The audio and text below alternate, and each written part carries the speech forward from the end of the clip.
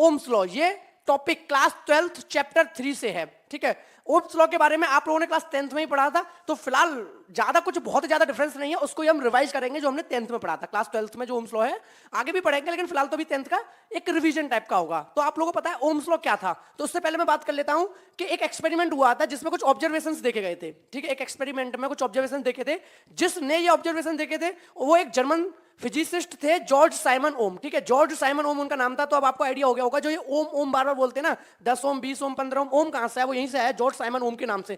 तो उनके नाम में से ओम को ले लिया गया, ठीक है। Drive the relationship between electric current and potential difference. इन्होंने क्या किया था, इलेक्ट्रिक करंट और पोटेंशियल डिफरेंस के बीच में एक रिलेशन ड्राइव किया था। और एक रिलेशन तो आपको भैया पहले से ही पता है, क्या पता है कि इलेक्ट्रिक करंट तभी फ्लो करेगा जब भी डिफरेंस होगा, पोटेंशियल डिफरेंस नहीं होगा इलेक्ट्रिक करंट फ्लो नहीं करेगा। तो यानी रिश्ता तो है, कुछ ना कुछ कनेक्शन तो है। अब इन्होंने वो कनेक्शन खुल के बताया था कि एग्जैक्टली वो कनेक्शन किस तरीके से वर्क करता है। यानी ये तो मैं पता था ना, फ्लो करने के लिए वाटर करंट फ्लो करता था, तो वाटर फ्लो करता था हाइट डिफरेंस, टेम्परेचर डिफरेंस की होने की वजह से हीट फ्लो करती थी। इलेक्ट्रिक करंट फ्लो करता है due to the potential difference. तो इतना तो करेक्शन वैसे ही क्लियर है कि पोटेंशियल डिफरेंस और करंट में कोई ना कोई रिलेशन है अपन का, ठीक है। 1828 में रिलेशनशिप दिया था, this relationship is known as Ohm's law, और जो रिलेशनशिप दिया था वही ओम्स लॉ के नाम से जाना गया। तो आज हम वही पढ़ेंगे कि जॉर्ज साइमन ओम ने 1828 में ऐसा क्या रिलेशन दिया था between potential difference and electric current. Clear है मेरे भाई? तो स्टार्ट करते हैं। तो आप लोगों को एक बात तो बहुत अच्छे से पता है कि पोटेंशियल डिफरेंस होता है तो करंट होता है, लेकिन इन्होंने जो बात बताई थी वो ये बताई थी कि भाई जो पोटेंशियल डिफरेंस होता है V directly proportional to I होता है। यानी डायरेक्टली प्रोपोर्शनल का मीनिंग क्या होता है, V directly proportional to I का मतलब, इन्होंने कहा कि ये तो आपको पता है पोटेंशियल डिफरेंस होगा तो करंट होगा, इन्होंने कहा पोटेंशियल डिफरेंस जितना ज्यादा होगा करंट का अमाउंट भी उतना ज्यादा होगा, पोटेंशियल का डिफरेंस जितना कम होगा करंट का अमाउंट भी उतना कम होगा। तो ये एक इंपॉर्टेंट डेफिनेशन निकल के है कि भाई potential difference is directly proportional to the current. और इन्होंने ये बात बोली थी एट कांस्टेंट टेम्परेचर, कम से कम फिजिकल कंडीशंस को, कम से कम फिजिकल कंडीशंस को आप ना छेड़खान करें, क्योंकि टेम्परेचर हो गया, प्रेशर हो गया, ये सबसे छेड़खानी मत करना। Eight physical conditions constant, temperature constant, जो प्रेशर वगैरह वो कांस्टेंट। तो जब वो कंडीशन में एक्सपेरिमेंट किया गया तो पता चला कि V directly proportional to I, यानी potential difference is directly proportional to current. कहने का मतलब है कि पोटेंशियल का डिफरेंस जितना ज्यादा होगा करंट उतना ज्यादा फ्लो करेगा, पोटेंशियल का डिफरेंस जितना कम होगा करंट उतना कम फ्लो करेगा। यानी करंट कितना है, करंट का मैग्नीट्यूड कितना है, करंट का अमाउंट कितना है, ये बात डिपेंड करेगी पोटेंशियल डिफरेंस कितना है। पोटेंशियल डिफरेंस ज्यादा करंट ज्यादा, पोटेंशियल डिफरेंस कम आपका करंट कम। फील आ गया? अब इसको समझते क्या है, V is directly proportional to I। देखो इसमें थोड़ा सा कॉन्ट्रडिक्शन है, कॉन्ट्रडिक्शन क्या वो समझा देता हूं। इसको लिखना ऐसे चाहिए था, I is directly proportional to V। मैंने क्या बोला, इसको ऐसे लिखना चाहिए था, I is directly proportional to V। क्यों बोल रहा हूं ऐसा, इसलिए लिखना चाहिए था क्योंकि एक बात बताओ, कॉन्सेप्ट क्या है, पोटेंशियल डिफरेंस बढ़ेगा, क्योंकि देखो करंट के होने से पोटेंशियल डिफरेंस नहीं होता, पोटेंशियल डिफरेंस के होने की वजह से इलेक्ट्रिक करंट होता है। बात क्लियर है भाई? पोटेंशियल का डिफरेंस होगा तभी तो करंट फ्लो करेगा, ना कि करंट पहले फ्लो करेगा तब पोटेंशियल डिफरेंस क्रिएट होगा ना, पहले पोटेंशियल डिफरेंस क्रिएट होगा तब करंट फ्लो करेगा। तो ये बात तो ऐसे लागू होनी चाहिए ना, जब पोटेंशियल डिफरेंस बढ़ेगा करंट बढ़ेगा, पोटेंशियल डिफरेंस कम होगा करंट कम होगा, ऐसे लिखना चाहिए। इसके अकॉर्डिंग पता है क्या लगता है कि करंट बढ़ेगा तो पोटेंशियल डिफरेंस बढ़ेगा, पर ऐसा तो नहीं है। करंट तो तभी फ्लो करता है पोटेंशियल डिफरेंस हो, तो पहले करंट बढ़ गया बाद में पोटेंशियल डिफरेंस बढ़ा, ऐसा तो हो नहीं सकता। करंट की वजह से पोटेंशियल डिफरेंस बढ़ गया, तो कॉन्ट्राडिक्शन है। पढ़ते हैं I is directly proportional to V, लिखते हैं V directly proportional to I। क्या बोला? पढ़ते हैं current is directly proportional to potential difference, पढ़ते हैं I is directly proportional to V। यानी पढ़ते तो इस तरीके से हैं, लिखते इस तरीके से हैं। जब इसे पढ़ोगे तो कैसे पढ़ोगे, V is directly proportional to I, नहीं, इसे पढ़ोगे current is directly proportional to potential difference. यानी कि पोटेंशियल डिफरेंस बढ़ेगा तो करंट बढ़ेगा, पोटेंशियल डिफरेंस कम होगा तो करंट कम होगा। ये कॉन्ट्राडिक्शन है, याद रखना। तो पढ़ने का तरीका समझ लिया, current is directly proportional to potential difference, और लिखते हैं V is directly proportional to I। यहां तक कोई भी डाउट नहीं होना चाहिए। क्लियर है मेरे भाई? आगे बढ़ते हैं। अब हमें पता है जब भी दो चीज डायरेक्टली प्रोपोर्शनल होती हैं, यानी कि यहां पर है current is directly proportional to the potential difference, current is directly proportional to the potential difference, यानी करंट बढ़ा पोटेंशियल डिफरेंस बढ़ा, करंट कम हुआ पोटेंशियल डिफरेंस कम हुआ। तो जब भी ये डायरेक्टली प्रोपोर्शनल का साइन हटता है और इक्वल आता है तो एक कांस्टेंट आता है, तो V equals to RI, V is equals to RI। तो ये था आपका ओम्स लॉ का स्टेटमेंट, या ओम्स लॉ का जो भी लॉ कह लो, V equals to RI, where R is the constant of proportionality, where R is the constant of proportionality.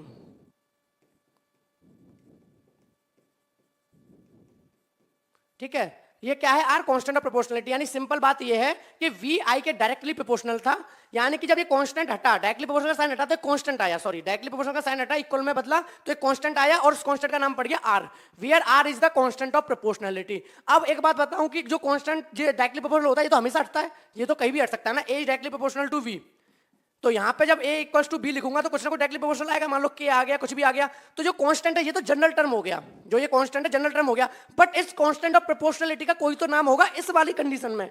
तो हाँ होता है, इसी कांस्टेंट प्रोपोर्शनलिटी को जाना जाता है known as resistance, constant of proportionality known as resistance. Clear है मेरे भाई, यहाँ तक कोई डाउट? कि यानी ओम्स लॉ क्लियर हो गया। ओम्स लॉ क्या है? The current flowing through a conductor is directly proportional to the potential difference at constant temperature या at physical conditions are constant. All physical condition हमारी क्या है? कांस्टेंट है। तो हमें पता चल गया कि करंट ज्यादा तो वी ज्यादा तो करंट ज्यादा, वी कम तो करंट कम। फिर हमने देखा कि डायरेक्टली प्रोपोर्शनल का साइन हटा, इक्वल आया, तो जब भी हमारा डायरेक्टली प्रोपोर्शनल का साइन हटाया जाता है तो एक कांस्टेंट आता है जिसे हम बोलते हैं कांस्टेंट ऑफ प्रोपोर्शनलिटी, और constant of proportionality known as resistance. Clear है? तो ये हमारा ओम्स लॉ था। इसका अगर हम ग्राफ देखें, ओम्स लॉ का जो ग्राफ है उसको देखें, तो ओम्स लॉ का जो ग्राफ है वो कुछ इस तरीके से दिखता है कि मान लो यहाँ v है, यहाँ i है। अब कॉन्सेप्ट क्या कहता है कि इसका जो स्लोप बनता है वो इस तरीके से बनता है, यानी कि जितना आपका i बढ़ता जाता है, ठीक है, और जितना आपका v बढ़ता जाता है सेम रेशियो में बढ़ता है, यानी जितना v i, जितना v i, जितना v i, जितना v i। ठीक है, तो याद रखना इसका ग्राफ किस तरीके से बनता है, क्योंकि जितना पोटेंशियल डिफरेंस बढ़ेगा उतना ही करंट बढ़ता है। तो v is directly proportional to I, यानी current is directly proportional to the potential difference. तो ये बात होगी इसके ग्राफ की। बिल्कुल क्लियर है मेरे भाई? आपको ओम्स लॉ क्लियर हो गया? ओम्स लॉ क्या है? ओम्स लॉ क्या है वो अच्छे से क्लियर हो गया। At constant temperature the current flowing through a conductor is directly proportional to the potential difference applied across its end. ठीक है, आपको रेजिस्टेंस क्लियर हो गया। रेजिस्टेंस क्या है? कांस्टेंट ऑफ प्रोपोर्शनलिटी है। अगर हम रेजिस्टेंस को डिफाइन करने की कोशिश करें, हम किसको डिफाइन करने की कोशिश करें कि भाई रेजिस्टेंस क्या है, रेजिस्टेंस को डिफाइन करें, तो रेजिस्टेंस को सिंपली अभी मैं डिफाइन कैसे कर सकता हूँ? v इक्वल्स टू मैंने पढ़ा था मेरे भाई आई आर। क्या पढ़ा था? v equals to I R. अगर मैं i को यहाँ पहुंचा दूं तो क्या हो जाएगा? ये v upon I is equals to r, यानी v और i का रेशियो, यानी v और i का रेशियो। पोटेंशियल और इलेक्ट्रिक करंट का जो रेशियो है वही रेजिस्टेंस के नाम से जाना जाता है। तो v और i का रेशियो, तो हम सिंपली रेजिस्टेंस को भी क्या बोल सकते हैं? The ratio of potential to the electric current is known as resistance. ठीक है, अब बात आती है कि रेजिस्टेंस तो कांस्टेंट है, क्या इसकी कोई ऐसा यूनिट है? अब क्या बात आती है कि जो रेजिस्टेंस है क्या इसकी कोई एक ऐसा यूनिट होती है? मेजर किस में होगा? तो देख लेते हैं। v पोटेंशियल डिफरेंस किस में मेजर होता है? वोल्ट में। करंट किस में मेजर होता है? एम्पियर में। तो रेजिस्टेंस की ऐसा यूनिट हो जाएगी वोल्ट पर ampere. Resistance unit, resistance unit क्या हो जाएगी? रेजिस्टेंस यूनिट हो जाएगी आपकी वोल्ट पर एम्पियर। रेजिस्टेंस यूनिट हो गई वोल्ट पर एम्पियर, क्यों? v अपॉन आई, पोटेंशियल डिफरेंस वोल्ट में, करंट एम्पियर में। लेकिन अगर बात बोली जाए कि एसआई यूनिट ऑफ रेजिस्टेंस क्या होती है, एसआई यूनिट बाकी यूनिट से अलग होती है, क्योंकि यूनिफॉर्मिटी लाने के लिए एक international system of unit use किया जाता है जो कि कॉमन होता है। तो अगर एसआई यूनिट पूछी जाए तो इसकी एसआई यूनिट होती है रेजिस्टेंस की, रेजिस्टेंस की एसआई यूनिट होती है ओम। क्या होती है? रेजिस्टेंस की एसआई यूनिट होती है ओम। OHM एक सिंबल बनाया जाता है इस तरीके से, ठीक है, ओम का सिंबल समझ आ गया? इस तरीके बनाया जाता है। इस सिंबल का नेम अगर जानना हो तो बता देता हूं, ओमेगा। इस सिंबल का नेम होता है ओमेगा। यानी अगर आपसे बोला जाए रेजिस्टेंस की कोई भी यूनिट बताओ तो आप बता सकते हो वोल्ट पर एम्पियर, कोई दिक्कत नहीं है। लेकिन बोला जाए कि भाई रेजिस्टेंस की ऐसा यूनिट बताओ तो आपको ओम ही बतानी पड़ेगी। यानी कि जब भी कहीं लिखा मिले आपको 4 इस तरीके का सिंबल मिले, समझ जाना रेजिस्टेंस की बात हो रही है। कहीं मिले 10 इस तरीके का सिंबल मिले, समझ जाना रेजिस्टेंस की बात हो रही है। कितना है मैग्नीट्यूड? 10 ओम। कभी कभी सिंबल ना लगा के ओम भी लिख देते हैं, तो दोनों ही केसेस में दोनों को सही माना जाता है। क्लियर है? तो आपको पता चल गया रेजिस्टेंस क्या है, रेशियो है, रेजिस्टेंस कांस्टेंट है, रेजिस्टेंस की ऐसा यूनिट क्या है, रेजिस्टेंस कैसा यूनिट है? ओम। यहां तक सारी बातें क्लियर है बहुत अच्छे से। ठीक है, आगे बढ़ते हैं। अब नेक्स्ट बात आती है कि अगर किसी ने बोला 1 ओम, क्या बोला किसी ने? 1 ओम, तो आप इससे क्या समझते हो? What do you mean by 1 ohm? What do you mean? ठीक है, what do you mean by 1 ohm बताओ। चलो पूरा लिख ही देता हूं यार। ठीक है, what do you mean by 1 ओम, यानी कि आप 1 ओम से क्या समझते हो? 1 ओम का मीनिंग क्या होता है? देखो 1 ओम कब आएगा? v upon I is equal to R था, v equal to I equal to R था। अब r1 कब आएगा? अगर मैं v की जगह 1 लिख दूं, i की जगह 1 लिख दूं, तो मेरा रेजिस्टेंस कितना आ जाएगा? 1 ओम। यानी 1 ओम मेरा कब आया रेजिस्टेंस? जब मैंने 1 वोल्ट का पोटेंशियल डिफरेंस रखा, 1 एम्पियर का करंट रखा। हाँ कि ना, मानते हो कि नहीं मानते हो इस बात को? 1 ओम कब आया मेरा? जब 1 वोल्ट बाई 1 एम्पियर रखा। अब कहानी सुनो आगे की, कि अब इसको एक कहानी में बदल देता हूं मैं, 1 ओम को कहानी में बदलता हूं। अब आपको पता है पोटेंशियल डिफरेंस अप्लाई होता है तब करंट आता है, और रेजिस्टेंस किसका होता है? कंडक्टर होता है। ध्यान से समझना, ये कंडक्टर है, कहानी समझना। जब आप 1 वोल्ट का पोटेंशियल डिफरेंस अप्लाई करेंगे इस कंडक्टर के एंड पर, क्या बोला? जब आप 1 वोल्ट का पोटेंशियल डिफरेंस अप्लाई करेंगे इस कंडक्टर के एंड पर, तो उस पोटेंशियल डिफरेंस की वजह से 1 एम्पियर का करंट फ्लो करेगा इस कंडक्टर में से, तो हम कहेंगे इस कंडक्टर का रेजिस्टेंस 1 ओम है। कहानी समझ में आ गई? कहानी खुद बनानी पड़ती है, ये बुक में नहीं है। क्लियर है कि भाई 1 वोल्ट का पोटेंशियल डिफरेंस अप्लाई करा, जब पोटेंशियल डिफरेंस अप्लाई करा तो करंट आएगा, करंट फ्लो करेगा, करंट फ्लो करा तो कितना करा? 1 एम्पियर करा। कितना पोटेंशियल डिफरेंस अप्लाई किया था? 1 वोल्ट का किया था, तो इस कंडक्टर का रेजिस्टेंस कह देना 1 ओम होगा। तो वही बोला 1 वोल्ट का पोटेंशियल डिफरेंस 1 एम्पियर करंट, तो रेजिस्टेंस 1 ओम। क्लियर है? तो जब भी कोई पूछे what do you mean by 1 ओम, समझा दो। क्लियर है मेरे भाई? तो क्लियर हो गया रेजिस्टेंस क्या है, रेजिस्टेंस का यूनिट क्या है, what do you mean by 1 ओम, ये भी क्लियर हो गया। ओम्स लॉ क्या था वो भी क्लियर हो गया। थोड़ा सा और आगे बढ़ जाते हैं। जो ये रेजिस्टेंस होता है, इतना तो बात क्लियर हो गई कि रेजिस्टेंस हमारा किसका होता है, कंडक्टर का होता है। रेजिस्टेंस किसका होता है हमारा, किसी ना किसी कंडक्टर का होता है। अब हमारा कंडक्टर ये है, उसमें कम रेजिस्टेंस हो सकता है, ज्यादा भी हो सकता है। तो एक बात याद रखना, जो भी आपका रेजिस्टेंस किसी कंडक्टर का है या वायर का है, अगर उसके अंदर थोड़ा सा भी रेजिस्टेंस है तो उस कंडक्टर को आप रजिस्टर भी बोल सकते हो, RESISTOR, क्या बोल सकते हो, रजिस्टर। तो कुछ लोगों को यही कंफ्यूजन होता है कि सर एक तो टर्म होता है रेजिस्टेंस, एक टर्म होता है सर रेजिस्टेंस और एक टर्म होता है रजिस्टर, क्या दोनों सेम होते हैं कि अलग अलग होते हैं? रजिस्टर और रेजिस्टेंस, काफी बच्चों को ये डिफरेंस में दिक्कत आती है कि सर रजिस्टर रेजिस्टेंस सेम होते हैं अलग अलग होते हैं। सुन लो ध्यान से, रजिस्टर कंडक्टर है, रजिस्टर कंडक्टर है, या ऐसा समझ लो रजिस्टर ऑब्जेक्ट है, या ऐसा समझ लो रजिस्टर को टच कर सकते हो, पेन है, कंडक्टर है, इसको रजिस्टर कह लो, भैया रेजिस्टेंस है ना इसमें, तो कह लो ये रजिस्टर है, तो रजिस्टर को टच कर लिया ना, रेजिस्टेंस प्रॉपर्टी है, रेजिस्टेंस प्रॉपर्टी है। क्या है मेरे भाई, रेजिस्टेंस प्रॉपर्टी है, इसको टच नहीं कर सकते, यानी रजिस्टर की प्रॉपर्टी है रेजिस्टेंस। फील आ गया? तो रजिस्टर रेजिस्टेंस में कंफ्यूज नहीं होना, रजिस्टर वो चीज है जिसके अंदर रेजिस्टेंस है, प्रॉपर्टी। क्लियर है? अब बात आती है रेजिस्टेंस को कैसे डिफाइन करोगे। तो रेजिस्टेंस को कैसे डिफाइन करने का भी मैंने मेथड बता दिया। एक तो बता दिया मैथमेटिकली, मैथमेटिकली रिलेशन हो गया V/I, लेकिन एक थ्योरेटिकल कॉन्सेप्ट भी है, रेजिस्टेंस का काम क्या है। अब आपके मन में ये आएगा सर ये तो ठीक है कि रेजिस्टेंस पोटेंशियल डिफरेंस तो करंट का रेशियो होता है, लेकिन रेजिस्टेंस का काम क्या होता है? जो एक कंडक्टर के अंदर रेजिस्टेंस प्रॉपर्टी है, क्या काम है इसका? इसका काम होता है करंट के फ्लो को अपोज करना। तो it is the property of a resistor या it is the property of conductor by virtue of which it resist the flow of current. ठीक है, तो ये क्या करता है, फ्लो ऑफ करंट जो इसके अंदर हो रहा है उसको रोकने की कोशिश करता है, रोक नहीं पाता, रोक नहीं लेता, कोशिश करता है, कुछ कम कर देता है। तो रेजिस्टेंस एक तरह की रुकावट है। आप जैसे किसी गली में जा रहे हो तो जो लोग आपके आसपास पड़ेंगे आपको निकलने में दिक्कत आएगी, ऐसा तो नहीं वो रोक लेंगे आप निकल नहीं पाओगे, निकल पाओगे, लेकिन उसी को हम रेजिस्टेंस कहते हैं। जो प्रॉब्लम्स आती हैं, ऑब्स्ट्रक्शंस जो आते हैं। क्लियर है मेरे भाई? तो रेजिस्टेंस क्या है, रेजिस्टेंस एक प्रॉपर्टी है, किसकी प्रॉपर्टी है, कंडक्टर की प्रॉपर्टी है, या कह सकते हो रेजिस्टेंस रजिस्टर की प्रॉपर्टी है, क्योंकि कंडक्टर ही रेजिस्टेंस है। तो रेजिस्टेंस रजिस्टर की प्रॉपर्टी है जो कि अपने अंदर से फ्लो होने वाले करंट को अपोज करने की कोशिश करती है। क्लियर है? आगे बढ़ू? ठीक है भाई, रजिस्टर क्लियर हो गया, रेजिस्टेंस क्लियर हो गया। रेजिस्टेंस, रजिस्टर को मत बोल देना 2 ओम, रजिस्टर को नहीं बोलेंगे, रजिस्टर तो ऑब्जेक्ट है, रेजिस्टेंस। क्लियर है? अब आगे बढ़ जाऊं? ठीक है, आगे थोड़ी सी बात कर लेते हैं। अब एक आता है आपका, एक पॉइंट और आता है कि फैक्टर्स आपके क्या क्या हैं, factors on which resistor of conductor depend या resistance of conductor depend. Factors on which resistance of, भैया देखो थोड़ी सी ना राइटिंग खराब है, ये तो यार बचपन से ही प्रॉब्लम है, तो इसको माइंड मत करना, समझ रहे हो ना। थोड़ी सी राइटिंग खराब है, लेकिन राइटिंग खराब है लेकिन भेजे के अंदर कॉन्सेप्ट बढ़िया है। ठीक है, उसकी टेंशन नहीं है, वो एकदम ब्रांड है। हाँ थोड़ी राइटिंग ठीक ठाक नहीं है, एडजस्ट कर लो यार। ठीक है, अब समझते हैं factor on which resistance of a conductor depend, यानी कि रेजिस्टेंस ऑफ कंडक्टर जो होता है, कोई भी रजिस्टर है, उसका जो रेजिस्टेंस प्रॉपर्टी किस पर डिपेंड करती है। नंबर 1, रेजिस्टेंस डिपेंड करता है लेंथ पे। किस पर डिपेंड करता है? लेंथ पर। यानी कि लेंथ कितनी होगी, किसकी? रजिस्टर की। किसकी? कंडक्टर की। लेंथ कितनी होगी रजिस्टर की, इस बात पर डिपेंड करेगा रेजिस्टेंस कितना होगा। तो इस बात का तो मीनिंग मन में ये आएगा सर कैसे डिपेंड करेगी, ये भी साथ में लगे हाथ बता दो कि लेंथ का ऐसा क्या कनेक्शन है रेजिस्टेंस के साथ, क्या हो जाएगा लेंथ ज्यादा होगी तो, क्या हो जाएगा लेंथ कम होगी तो बात कर लेते हैं भैया। ये हो जाएगा resistance is directly proportional to the length. अगर किसी की लेंथ ज्यादा है, अगर किसी कंडक्टर की लेंथ ज्यादा है, अगर किसी रजिस्टर की लेंथ ज्यादा है, तो उसके अंदर रेजिस्टेंस भी ज्यादा ही होगा। या ऐसे कह लो कि अगर किसी की लेंथ कम है किसी के कंपेयर में, तो उसके कंपेयर में रेजिस्टेंस भी कम होगा। Number 1 factor.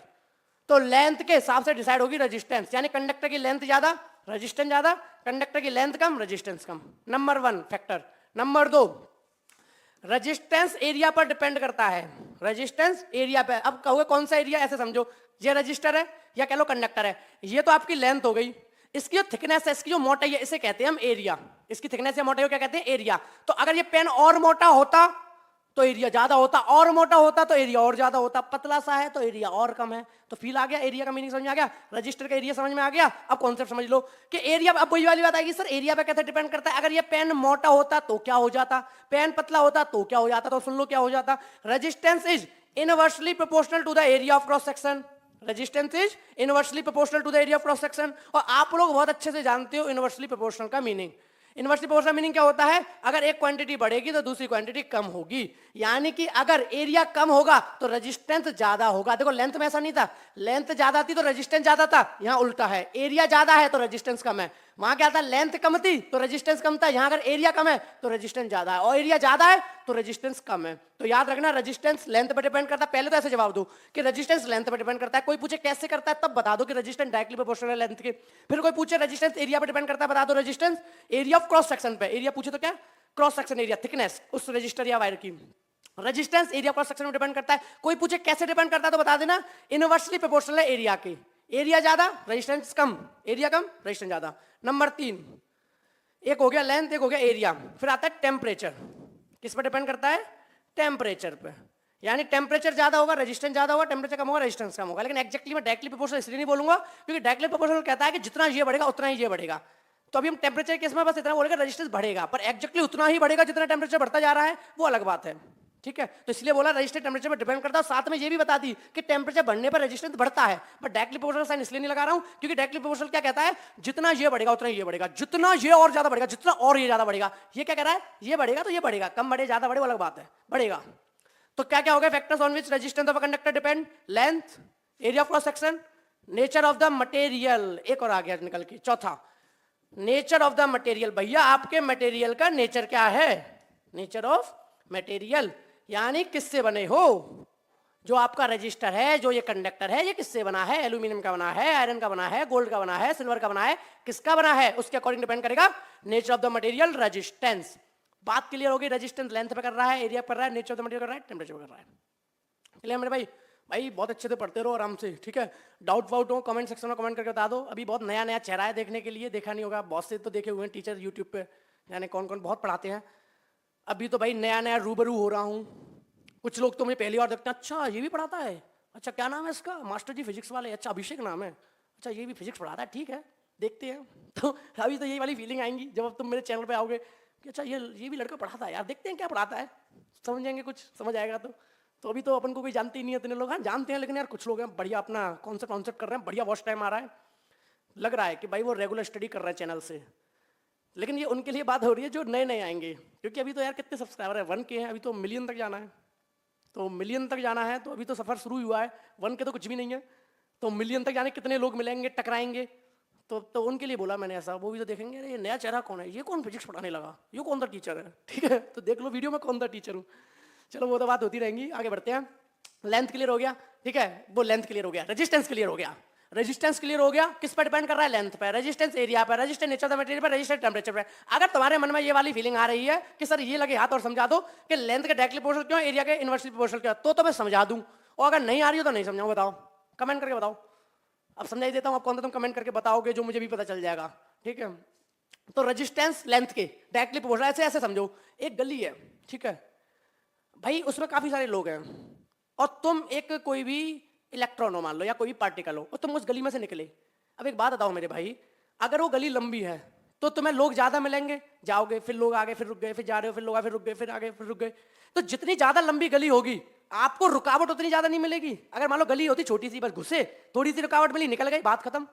तो लेंथ बढ़ी तो उसके अंदर आपको मिलने वाली रुकावट भी तो बढ़ती जाएंगी। तो इसीलिए बोला रेजिस्टेंस डायरेक्ट प्रोपोर्शनल लेंथ, जितनी ज्यादा लेंथ उतनी ही आपको रोकने की कोशिश ज्यादा होगी, आपकी रुकावटें ज्यादा होंगी। तो इसलिए बोला resistance direct proportional to length. Area को फील कर लो, आप एक रूम के अंदर हो और निरी भीड़ भर लो एक रूम में, ठीक है, भीड़ भर ली। अब उसमें से कह दो कि भाई यहाँ से 1 सेकंड के अंदर सबको बाहर निकलना है, और एक छोटा सा गेट बना दो। अब क्या होगा, पूरी की पूरी भीड़ उस गेट की तरफ भागेगी। जब उस गेट की तरफ पूरी की पूरी भीड़ भागेगी, गेट है छोटा सा, लोग पूरे कमरे के भरे हुए हैं, घुचपुच होगी, रुकावट ज्यादा होगी निकलने में, घिचपिच होगी। अब एक काम करो, एरिया कम था ना, पूरी की पूरी दीवार हटा दो। अब पूरी की पूरी दीवार हटा दी, और जितने लोग हैं रूम के अंदर बोला निकल जाओ पार्टिकल एक साथ। अब पार्टिकल जब एक साथ निकलेंगे तो तुम बताओ क्या होगा, एरिया क्रॉस सेक्शन बढ़ गया, रुकावट है ही नहीं, सब एक साथ निकल गए, फट सी ना। तो जब एरिया कम था तो रेजिस्टेंस ज्यादा था। क्यों ज्यादा था, क्योंकि सब लोग वहीं घुस रहे थे। तो एरिया कम, रेजिस्टेंस ज्यादा, रुकावट ज्यादा है, निकल नहीं पा रहे हो।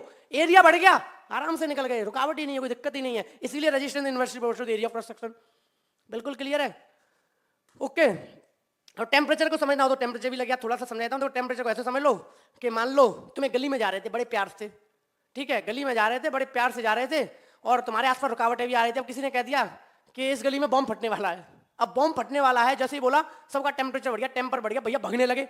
अब एक बात, पहले तो लोग आराम से चल रहे थे, तो तुम निकलते रुक गए, फिर निकले फिर रुक गए, फिर निकले फिर रुक गए आराम से। अब भगदड़ मच गई है कि भैया बॉम्ब की इंफॉर्मेशन आ गई कि भैया बॉम्ब फटने वाला है। तो अब जब भगदड़ हो गई तो रेजिस्टेंस बढ़ गया, अब तो बिल्कुल ही नहीं निकल पाओगे भैया, सब लोग इधर उधर भग रहे हैं रैंडम। तो तुम खुद सोचो ना, जब भी किसी चीज को टेम्परेचर बढ़ाया जाता है, टेम्परेचर इंक्रीज किया जाता है, तो क्या होता है, काइनेटिक एनर्जी बढ़ती है। तो जो पार्टिकल आराम आराम से मोशन में होते हैं वो भी ऐसे ऐसे तेज मोशन करने लगते हैं। जब तेज मोशन होगा, टेम्परेचर बढ़ गया, पार्टिकल की काइनेटिक एनर्जी बढ़ गई, तो निकलने में उतनी ज्यादा प्रॉब्लम आएगी। तो फील आ गया, टेम्परेचर बढ़ा तो रेजिस्टेंस तो बढ़ेगा ही बढ़ेगा। तो ये कुछ बात आती है जिसमें factor on which resistance of a conductor depend. Clear है मेरे भाई?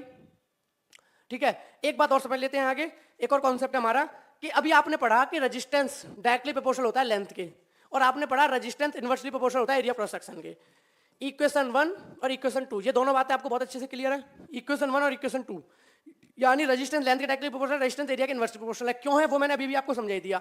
तो अब कंबाइन कर दूंगा मैं दोनों इक्वेशन को, on combining 1 and 2।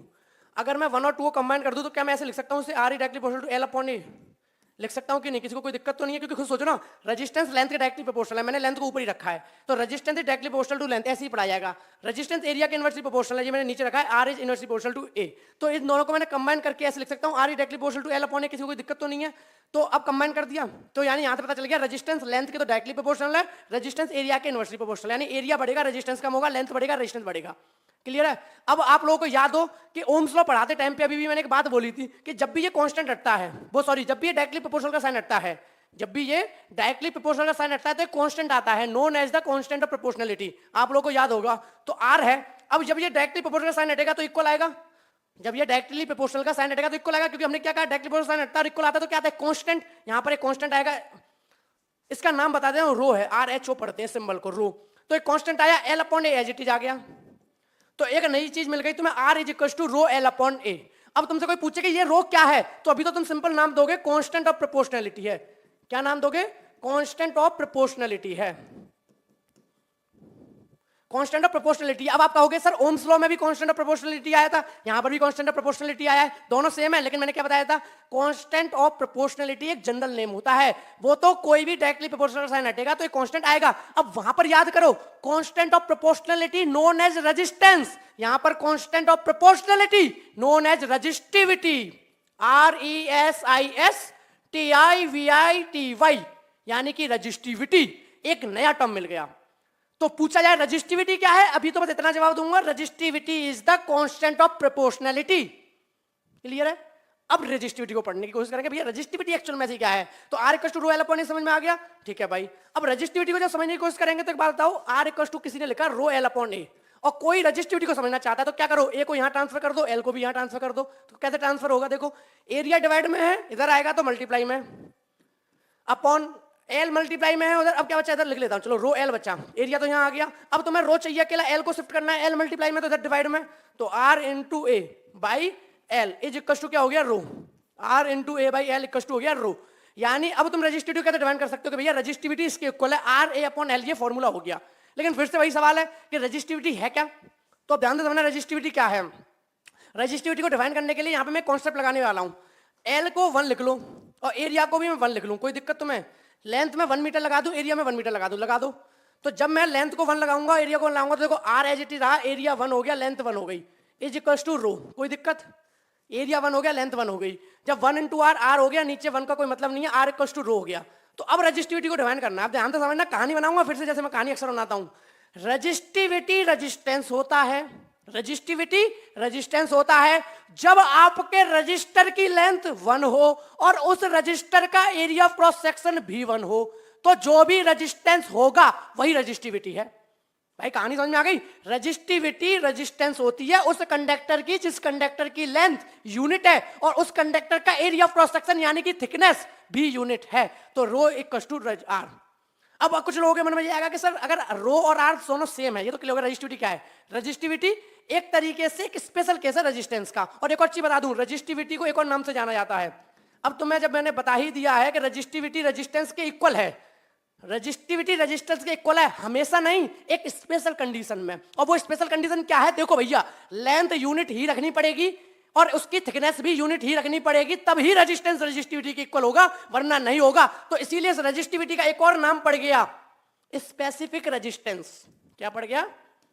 Specific resistance. Specific resistance देखो नाम से समझ में आ रहा है, रेजिस्टेंस और स्पेसिफिक, रेजिस्टेंस और स्पेसिफिक, क्योंकि रेजिस्टेंस है स्पेसिफिक, लेंथ यूनिट रखनी है, स्पेसिफिक एरिया यूनिट रखना है, थिकनेस यूनिट रखनी है, तो रेजिस्टिविटी और स्पेसिफिक रेजिस्टेंस। अब एक बात ध्यान से समझ लो, रेजिस्टेंस और स्पेसिफिक रेजिस्टेंस दोनों सेम नहीं है। फिर से बता दे रहा हूं, रेजिस्टेंस अलग है, स्पेसिफिक रेजिस्टेंस रेजिस्टिविटी का नाम है, कंफ्यूज मत होना ना कि स्पेसिफिक रेजिस्टेंस और रेजिस्टेंस सेम नहीं है। रेजिस्टेंस अलग टर्म है और स्पेसिफिक रेजिस्टेंस अलग टर्म है। हाँ, अगर बोले कोई स्पेसिफिक रेजिस्टेंस और रेजिस्टिविटी सेम है, भैया बिल्कुल सेम है। स्पेसिफिक रेजिस्टेंस ही रेजिस्टिविटी है, रेजिस्टिविटी ही स्पेसिफिक रेजिस्टेंस है। क्लियर है? अब कुछ बच्चों के मन में आएगा, सर ये बताओ कि स्पेसिफिक रेजिस्टेंस या रेजिस्टिविटी की यूनिट क्या होती है? रेजिस्टेंस तो ओम में मेजर होता था, तो अगर रेजिस्टिविटी रेजिस्टेंस है तो क्या सेम यूनिट है, क्या अलग अलग है? यूनिट की बात कर लेते हैं। Unit of resistivity, unit of resistivity. अब यूनिट निकालने के लिए मैंने तुम्हें एक मेथड बता रखा है कि नहीं बता रखा है? क्या बताया है मैंने कि भैया फॉर्मूले में जो भी क्वांटिटी है उनको अपनी अपनी ऐसा यूनिट में रख दो, आपको अपने आप मिल जाएगी। तो आपको पता है रो इक्वल टू क्या था अभी, R into A by L. अगर इन सारी क्वांटिटी को अपनी अपनी ऐसा यूनिट में रख दो, आपको अपने रेजिस्टिविटी कैसे यूनिट मिल जाएगी, रख दो R। रेजिस्टेंस क्या होता है, ओम, मल्टीप्लाई बाई एरिया, एरिया की यूनिट मीटर स्क्वायर, लेंथ की यूनिट मीटर, रो, मीटर से एक स्क्वायर कट गया, रेजिस्टिविटी आपका हो गया ओम मीटर। कितना हो गया, ओम मीटर। तो याद रखना रेजिस्टिविटी कैसा यूनिट है, ओम मीटर। यानी सिर्फ ओम नहीं, पीछे मीटर भी लगेगा। फील आया? किसी ने बोला एक्स ओम मीटर, किसी ने बोला एक्स ओम मीटर, और किसी ने बोला एक्स ओम, एक्स ओम बोला, तो समझ जाओगे ना कि भैया ये तो रेजिस्टेंस है, कि भैया ये तो रेजिस्टेंस है और ये आपका स्पेसिफिक रेजिस्टेंस है, ये आपका स्पेसिफिक रेजिस्टेंस है। या फिर बोल देना कि भैया स्पेसिफिक रेजिस्टेंस और रेजिस्टिविटी। क्लियर है? तो एक्स ओम मीटर, तो रेजिस्टिविटी कैसा यूनिट है, ओम मीटर। ध्यान से समझ में आ गया कि रेजिस्टेंस और रेजिस्टिविटी सेम नहीं है। एक रेजिस्टेंस का एक स्पेसिफिक केस है, रेजिस्टेंस का एक स्पेसिफिक कंडीशन है, उसमें रेजिस्टिविटी आ रहा है। अब आप कहोगे पढ़ा क्यों? बस थोड़ा सा एक बात और है, अब मैं वीडियो को क्लोज कर रहा हूं कि रेजिस्टिविटी पढ़ा क्यों। एक बात बताओ, लेंथ के बढ़ने पर रेजिस्टेंस बढ़ रहा था। 2 मीटर का कॉपर वायर है, रेजिस्टेंस कुछ और, 3 मीटर का कॉपर वायर है, रेजिस्टेंस कुछ और, 5 मीटर का कॉपर वायर, रेजिस्टेंस कुछ और, एल्यूमिनियम का कॉपर वायर, रेजिस्टेंस कुछ और, लेंथ बड़ी, एरिया बड़ा, रेजिस्टेंस बदल गया। तो रेजिस्टिविटी जो होती है हमारी, जो हमारी रेजिस्टिविटी होती है वो लेंथ पर डिपेंड नहीं करती। जो रेजिस्टिविटी होती है वो हमारी किस पे डिपेंड नहीं करती, लेंथ पे। क्यों नहीं करती? लेंथ तो हमेशा ही यूनिट रखी जाती है, यूनिट लेंथ होती है हमेशा। तो भैया डिपेंड कहां से करेगी? आप कहोगे कॉपर वायर की रेजिस्टिविटी।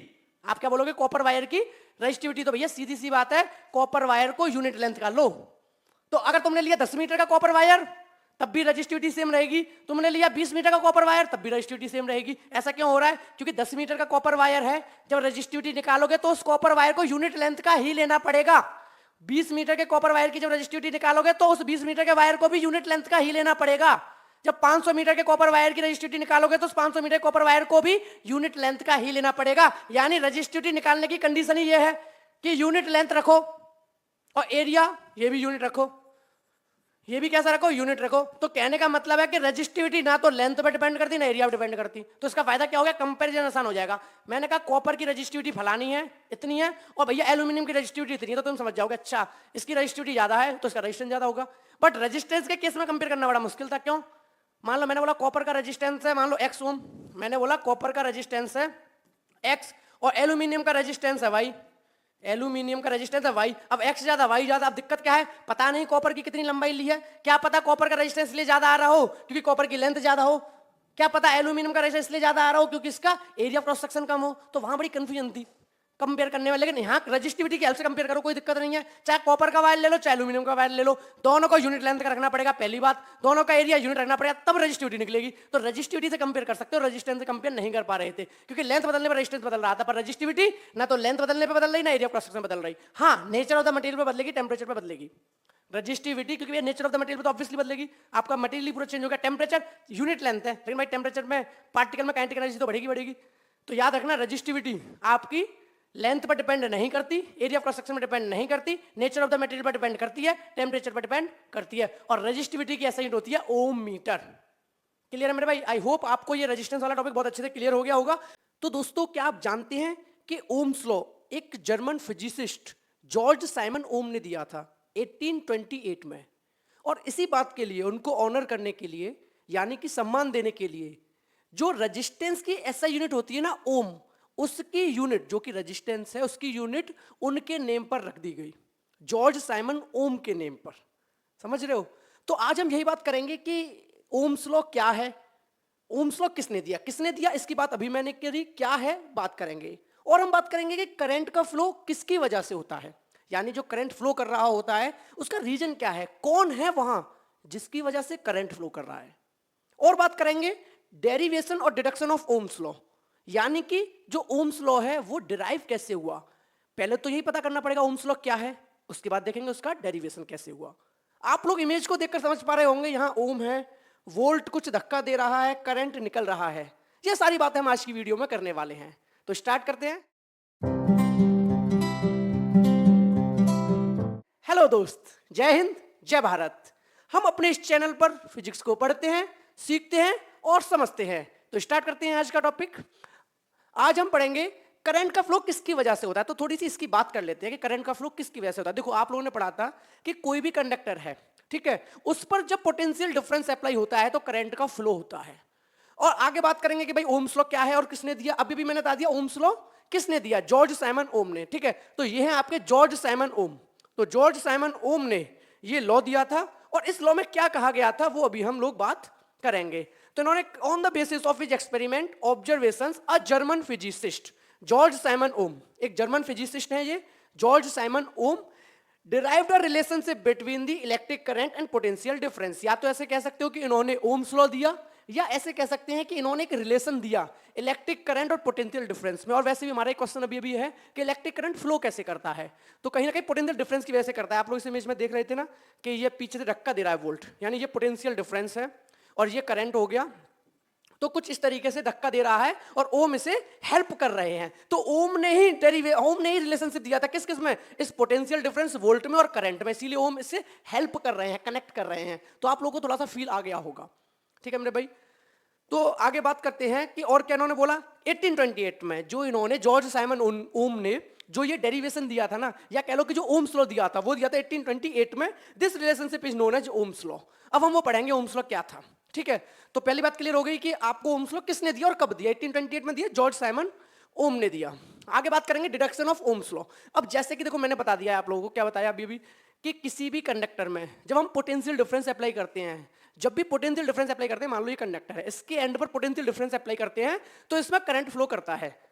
तो ओम ने क्या बताया था, ओम ने एक लॉ दिया था, यानी कि एक स्टेटमेंट दिया था जिसमें उन्होंने ये कहा था कि जितना भी करंट इस कंडक्टर में फ्लो करेगा, जितना भी करंट इस कंडक्टर में फ्लो करेगा वो डायरेक्टली प्रोपोर्शनल होगा जितना आपने पोटेंशियल डिफरेंस अप्लाई किया है। यानी कहने का मतलब है कि V is directly proportional to I, यानी जितना आपका करंट ज्यादा उतना पोटेंशियल डिफरेंस ज्यादा, यानी जितना ज्यादा पोटेंशियल डिफरेंस आप अप्लाई करोगे या जितना एंड पर पोटेंशियल डिफरेंस अप्लाई होगा उतना ही करंट ज्यादा होगा। क्लियर है? तो ओम्स लॉ ने ये वाली बात कही थी। तो जब भी हमें कांस्टेंट और प्रोपोर्शनलिटी का साइन हटाना होता है और इक्वल लाना होता है तो हमें पता है कि कांस्टेंट आता है और इस केस में आया था R, यानी RI। तो यहां हमने बोला था V इक्वल्स टू RI में R is the resistance of the conductor या फिर कांस्टेंट ऑफ प्रोपोर्शनलिटी। तो आज हम इसी चीज को प्रूव करेंगे कि जो ये रेजिस्टेंस होता है वो कांस्टेंट होता है, ऐसा ओम्स लॉ में कहा गया था। तो वही हम करेंगे deduction of Ohm's law. Clear है मेरे भाई? तो स्टार्ट करें अपना टॉपिक। अब हमसे बोला गया है when a potential difference V is applied across a conductor. देखो अभी आप एक कंडक्टर को देख रहे हो, इस कंडक्टर की लेंथ है L, आपको डायग्राम में दिख रहा है कंडक्टर है लेंथ L। अब इसमें जो इलेक्ट्रॉन है, देखो ये वाले जो रेड है इलेक्ट्रॉन है, ये V वेलोसिटी से मूव कर रहे हैं, ठीक है। V वेलोसिटी से क्या कर रहे हैं मेरे भाई, मूव कर रहे हैं। तो कोई दिक्कत नहीं है, मूव कर रहे हैं। तो इलेक्ट्रॉन इधर मूव कर रहे हैं तो इससे क्लियर आपको वैसे ही हो गया कि इलेक्ट्रॉन कहां जाते हैं, पॉजिटिव चार्ज की तरफ। तो इधर क्या होगा, आपका पॉजिटिव चार्ज होगा, इधर क्या होगा, पॉजिटिव चार्ज, इधर आपका होगा नेगेटिव चार्ज। क्लियर है? तो वो हो गया पॉजिटिव चार्ज, ये हो गया नेगेटिव चार्ज। लेंथ है L और इसका जो एरिया ऑफ क्रॉस सेक्शन यानी कि थिकनेस है वो आपको गिवन है A, यानी कि एरिया A है। यहां तक बात क्लियर हो गई। अब हम लोग डिडक्शन ऑफ ओम्स लॉ करने वाले हैं, या कह सकते हो डेरिवेशन ऑफ ओम्स लॉ करने वाले हैं। तो कैसे करेंगे, when a potential difference V is applied across a conductor. ये कंडक्टर हमने यहां पे V पोटेंशियल डिफरेंस अप्लाई कर दिया। कितना पोटेंशियल डिफरेंस अप्लाई कर दिया, V पोटेंशियल डिफरेंस अप्लाई कर दिया।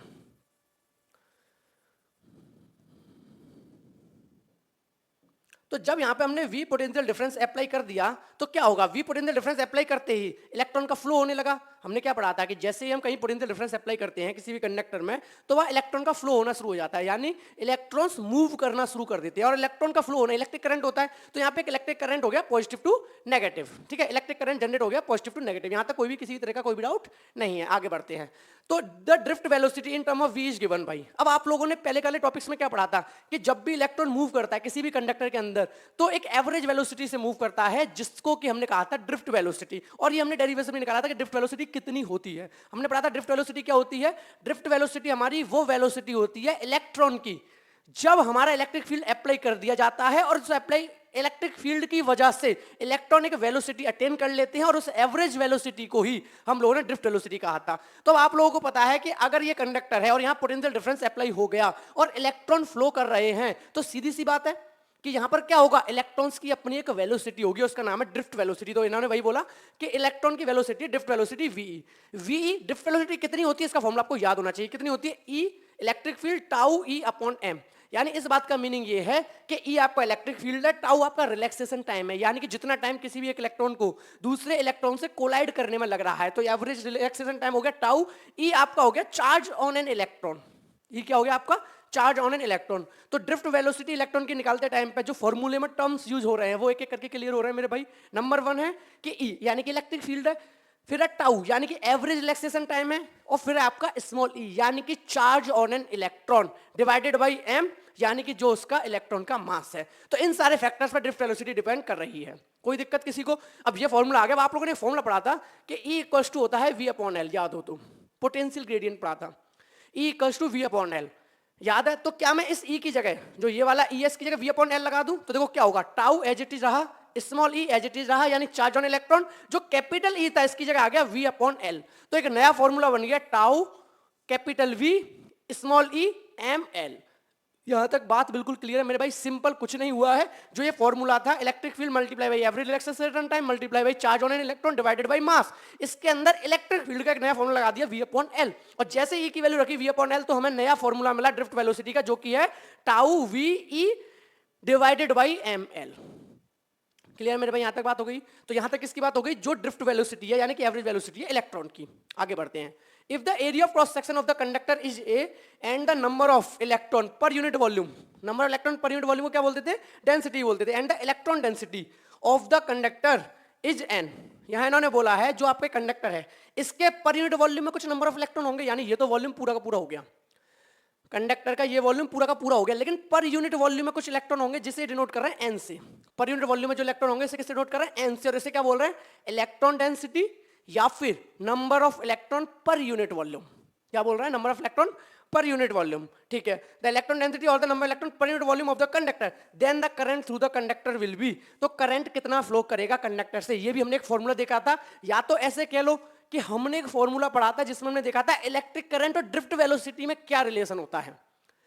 हम लोगों ने एक फॉर्मूला पढ़ा था जिसमें हमने देखा था करंट और ड्रिफ्ट वेलोसिटी का क्या फॉर्मूला होता है। या अपनी बात को ऐसे कह लो कि भाई जब भी कंडक्टर में पोटेंशियल डिफरेंस अप्लाई किया तो उसकी वजह से इलेक्ट्रिक फील्ड प्रोड्यूस हुआ, उसकी वजह से इलेक्ट्रॉन फ्लो करने लगे, इलेक्ट्रॉन फ्लो करने लगे तो उनकी एक ड्रिफ्ट वेलोसिटी थी जिसे हमने वीडी बोला, जो कि हमने निकाल ली कितनी है। और उस ड्रिफ्ट वेलोसिटी की वजह से वहां पर एक करंट इंड्यूस्ड होगा या प्रोड्यूस होगा, और उस करंट की हम बात कर रहे हैं वो कितना होगा, वो इतना होगा, I equals to ENA/VD।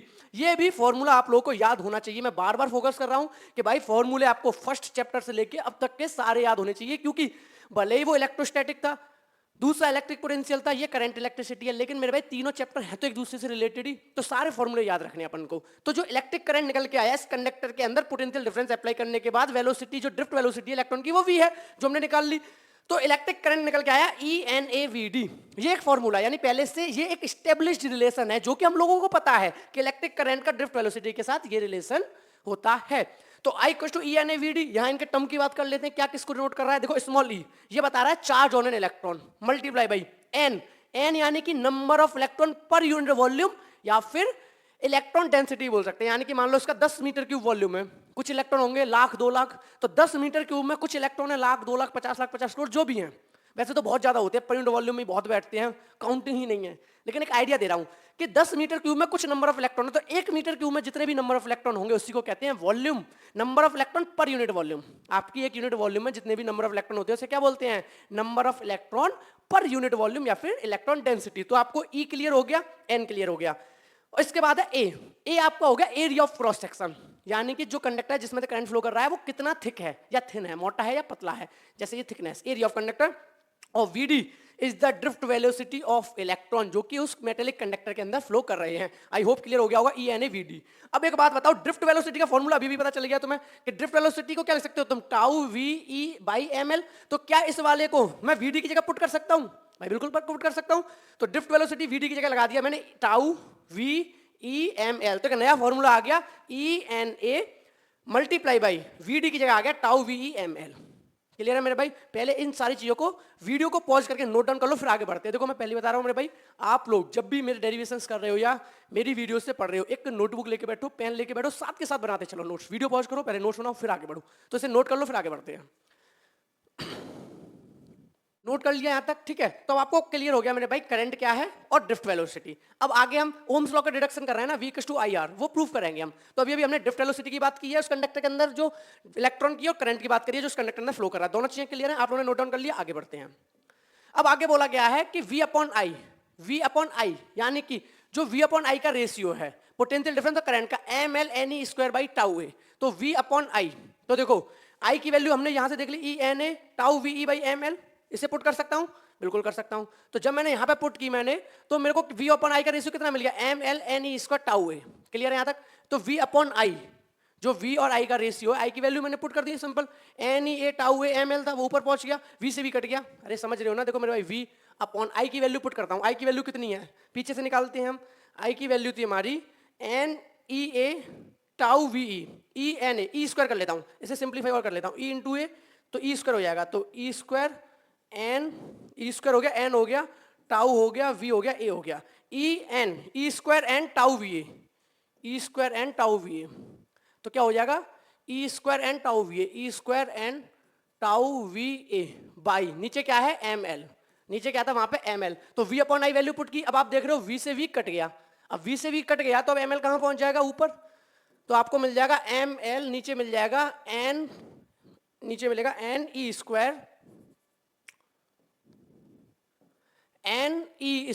Tau A। तो चेक करना वही है कि नहीं है, ml NE² NE² tau A, यानी V/I का आपको रेशियो मिल गया। अब ओम्स लॉ में क्या कहा गया था, ध्यान से समझना। ओम्स लॉ में क्या कहा था कि V = होता है IR, where R is the constant, where R is the constant. और हम इसी को प्रूफ कर रहे हैं डेरिवेशन में कि भाई प्रूफ करो कि R कांस्टेंट है, V और I का रेशियो सेम रहता है, तो V/I जो होता है वो कांस्टेंट होता है, इस बात को प्रूफ करना है। या कह लो R कांस्टेंट होता है, कुछ भी कह लो, V/I का रेशियो कांस्टेंट होता है, चेक करते हैं। V/I का रेशियो हम लोग निकाल चुके हैं, हम लोगों के सामने है mL/ne² टाउ A। वहां पे आपको अगर टर्म समझनी है तो फिर से समझा देता हूं एक बार। m is the mass of electron, L is the length of the conductor, N is the electron per unit volume या फिर electron density, E is the charge on an electron, tau is the average relaxation time, A is the area of cross section of the conductor। Clear है? तो V/I कह रहा है Ohm's law constant होता है, और हमें यही ड्राइव करना था, यही डायरेक्ट वो डिडक्शन करना था। तो अब देखते हैं कि कांस्टेंट है या नहीं V/I at a fixed temperature, यानी फिक्स्ड टेम्परेचर पे बात करेंगे। Number 1, the quantities m constant रहेगा, मास ऑफ इलेक्ट्रॉन चेंज हो जाएगा, यानी m कांस्टेंट है, m की वैल्यू कांस्टेंट है। आगे L, length of the conductor. अब ये कंडक्टर मैंने मान लो ये ले लिया मेरे भाई, तो अब इसकी लेंथ कम ज्यादा तो होगी नहीं, ठीक है? तो लेंथ भी कांस्टेंट रहेगी, यानी L भी कांस्टेंट, m भी कांस्टेंट, L भी कांस्टेंट। तो ऊपर वाली दोनों चीजें कांस्टेंट है, दोनों क्वांटिटी m भी और L भी। आगे देखते हैं n, number of electron per unit volume. अब एक बात बताओ, टेम्परेचर तो तुमने कांस्टेंट रख लिया एट फिक्स्ड टेम्परेचर, टेम्परेचर में कुछ कम ज्यादा कर नहीं रहे हो, तो ना तो इलेक्ट्रॉन भागेंगे ना स्लो होंगे। फिलहाल तो जो number of electron per unit volume होंगे वही रहेंगे, क्योंकि अगर मान लो टेम्परेचर बढ़ता या घटता तो मैं मानता हूं number of electron per unit volume में फर्क आता या इलेक्ट्रॉन डेंसिटी में फर्क आता, लेकिन आप लोगों ने टेम्परेचर क्या कर दिया, कांस्टेंट कर दिया। तो जब टेम्परेचर कांस्टेंट कर दिया तो number of electron per unit volume या फिर इलेक्ट्रॉन डेंसिटी में कुछ भी फर्क नहीं आएगा। तो ये भी कांस्टेंट, एन भी constant. E, charge on an electron, एक इलेक्ट्रॉन पे चार्ज होता है 1.6 × 10⁻⁻19 कूलम, वो भी कांस्टेंट होता है। ई भी constant. Tau, average relaxation time, ये भी एक एवरेज है, फिक्स है, टाउ भी कांस्टेंट है। And A, area of cross section जो कि थिकनेस है, वो भी कांस्टेंट है। All have constant value for a given conductor, यानी इन सारे क्वांटिटीज की, इन सारे टर्म की जो हमने बात की है, M, L, N, E, tau and A, इन सब की वैल्यूज कांस्टेंट होगी for a given conductor at constant temperature. देखो कांस्टेंट टेम्परेचर वाली पहले ही बोल दिया, समझ रहे हो, टेम्परेचर तो कांस्टेंट रखना ही रखना है, तो eight constant temperature all the quantities having constant value, it means अगर ये कांस्टेंट है तो V अपॉन आई ये नहीं कांस्टेंट होगा। एक बात बताओ, होगा कि नहीं होगा? तो यहां से प्रूव हो गया कि V अपॉन आई की वैल्यू जो भी आएगी कांस्टेंट आएगी for a given conductor for a at a fix temperature या एट अ कांस्टेंट टेम्परेचर, किसी भी पर्टिकुलर टेम्परेचर पे V अपॉन आई की वैल्यू कांस्टेंट आएगी। लेकिन एक बात बार बार फोकस कर रहा हूं, कांस्टेंट टेम्परेचर, क्लियर है?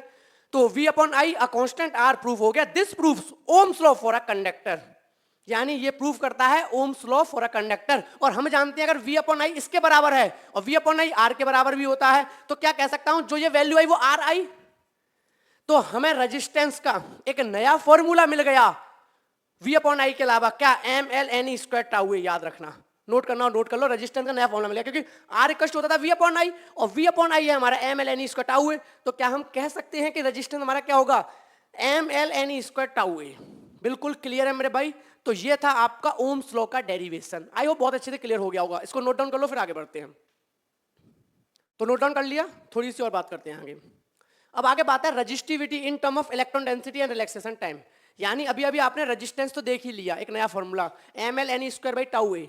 रेजिस्टेंस का तो अभी भी एक फॉर्मूला देख ही लिया आपने, ML N E square tau A. अब ये कह रहे हैं कि भाई रजिस्टिविटी को भी उसी टर्म में लिखो। यानी पहले तो हम रजिस्टिविटी कैसे लिखते थे, R इक्वल टू होता था रो एल अपॉन ए, तो यहां से हम रजिस्टिविटी को लिखते थे RA by L equal to rho, यानी रजिस्टिविटी इतना होता था RA बाई एल। तो अब कह रहा है कि जो ये रजिस्टिविटी को आप resistance area cross sectional length के टर्म में लिखते हो, ऐसे ना लिखो, ऐसे लिखो resistivity in term of electron density, यानी इलेक्ट्रॉन डेंसिटी के टर्म में लिखो, और रिलैक्सेशन टाइम। अब यहाँ तो ना तो इलेक्ट्रॉन डेंसिटी आ रहा है और ना ही रिलैक्सेशन टाइम आ रहा है, तो देखते हैं क्या आएगा। अब हम जानते हैं R इक्वल होता है रो एल अपॉन ए, वैल्यू पुट कर दो रेजिस्टेंस की, बट R इक्वल क्या है, ML N स्क्वायर टाउ ए। अभी भी पढ़ा, अभी अभी क्या पढ़ा कि भाई रेजिस्टेंस जो होता है वो होता है आपका ML N square tau A. आप रेजिस्टेंस की वैल्यू पुट कर दो, तो where tau is the average relaxation time comparing the above two equation. तो क्या होगा, कंपेयर कर लो, यानी rho L upon A equal to क्या हो जाएगा, पहले इसे रफ कर देता हूं उस साइड वाले को।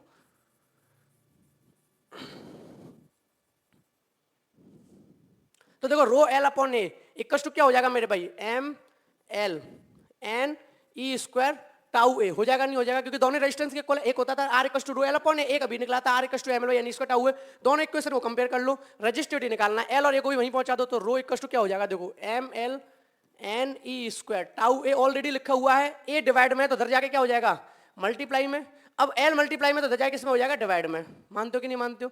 तो अब रो अकेला रह गया, एरिया से एरिया कट गया, लेंथ से लेंथ कट गई, यानी कि ना तो रजिस्टिविटी में एरिया आएगा और ना ही रजिस्टिविटी में लेंथ आएगी। तो मेरे भाई ये बात तो हम पहले भी जानते थे कि रजिस्टिविटी ऑफ कंडक्टर ना तो लेंथ पर डिपेंड करती और ना ही एरिया ऑफ क्रॉस सेक्शन पर डिपेंड करती। क्लियर है? तो यहां से नया फॉर्मूला आ गया, resistivity equal to MN square tau. कितना आ गया, MN स्क्वायर टाउ, यानी ना तो इस फॉर्मूले में लेंथ है, यानी रजिस्टिविटी मास पर डिपेंड करेगी, वो तो कांस्टेंट है, N पर डिपेंड करेगी यानी number of electron per unit volume electron density, और E पे डिपेंड करेगी यानी चार्ज ऑन इलेक्ट्रॉन, और टाउ पे डिपेंड करेगी एवरेज रिलैक्सेशन टाइम। यानी ना तो इस फॉर्मूले में L आया और ना ही इस फॉर्मूले में A आया, यानी ना तो लेंथ पर डिपेंड करेगी ना ही एरिया ऑफ कंडक्टर डिपेंड करेगी। तो ये वाला था resistivity in term of electron density and the relaxation time. Clear मेरे भाई? वीडियो को पॉज करो और नोट डाउन कर लो। ठीक है, तो नोट डाउन हो गया। अब आगे बात करते हैं next. Obviously rho is independent of the dimension of the conductor, यानी यहाँ पे साफ साफ दिखाया जा रहा है कि जो रो है यानी कि आपकी रजिस्टिविटी है वो डिपेंड नहीं कर रही है डायमेंशन ऑफ द कंडक्टर पर, यानी कि लेंथ पर और क्रॉस सेक्शन एरिया पर। तो सही बात है, ना लेंथ पर डिपेंड कर रही ना ही एरिया क्रॉस सेक्शन डिपेंड कर रही, कौन, रो यानी कि resistivity. But it depend on it's two parameters, but ये दो पैरामीटर्स पर डिपेंड करती है। वो कौन कौन से दो पैरामीटर है? Number one, number of free electron per unit volume और electron density of the conductor, यानी कि ये डिपेंड करती है कि number of electron per unit volume में कितने हैं, या कह सकते हो इलेक्ट्रॉन डेंसिटी कितनी है। फॉर्मूला को लिख लेता हूं, अभी भी हमने देखा था कितना था, देखो रो इक्वल टू था MN square tau, rho equal to था MN स्क्वायर टाउ, ये फॉर्मूला था। तो यहाँ साफ साफ देख रहे हो लेंथ और एरिया तो है ही नहीं, तो उन्होंने मना कर दिया। अब ये कह रहा है कि number of free electron per unit volume या electron density of the conductor, इस पर डिपेंड करती है रजिस्टिविटी, यानी N पर डिपेंड करती है। याद रखना किस पर डिपेंड करती है, N पर, कि number of electron per unit volume या फिर इलेक्ट्रॉन डेंसिटी। दूसरा, the relaxation time, the average time between the two successive collisions of an electron, यानी कि जो आपका टाउ होता है एवरेज रिलैक्सेशन टाइम, जो कि एक इलेक्ट्रॉन किसी भी दूसरे इलेक्ट्रॉन पर कोलाइड करने से पहले लेता है, यानी भाई यहां से यहां टकराएगा तो कुछ तो टाइम लेगा बीच में, उसी को हम कहते थे टाउ। टाउ इसका नाम है, ठीक है, सिंबल का, उसे बोलते थे एवरेज रिलैक्सेशन टाइम। तो टाउ पर डिपेंड करता है। तो ई किस किस पर डिपेंड कर रहा है, N पर और टाउ पर। किस पर, N पर और टाउ पर। और रही बात M की, तो ये है मास ऑफ इलेक्ट्रॉन, रही बात m की, तो ये है मास ऑफ इलेक्ट्रॉन, तो ये तो भैया किसी भी कंडीशन में चेंज नहीं हो रहा, टेम्परेचर बढ़ा लो घटा लो कुछ भी कर लो, m तो चेंज नहीं होगा। और रही बात इस e की, यानी चार्ज ऑन इलेक्ट्रॉन, रही बात इसकी चार्ज ऑन इलेक्ट्रॉन, तो भैया कितना भी टेम्परेचर बढ़ा लो घटा दो, इलेक्ट्रॉन पे जितना चार्ज रहता है उतना ही रहेगा, ना तो इलेक्ट्रॉन का मास बदलेगा ना इलेक्ट्रॉन का चार्ज बदलेगा, चाहो टेम्परेचर बढ़ा लो चाहो टेम्परेचर कम कर लो।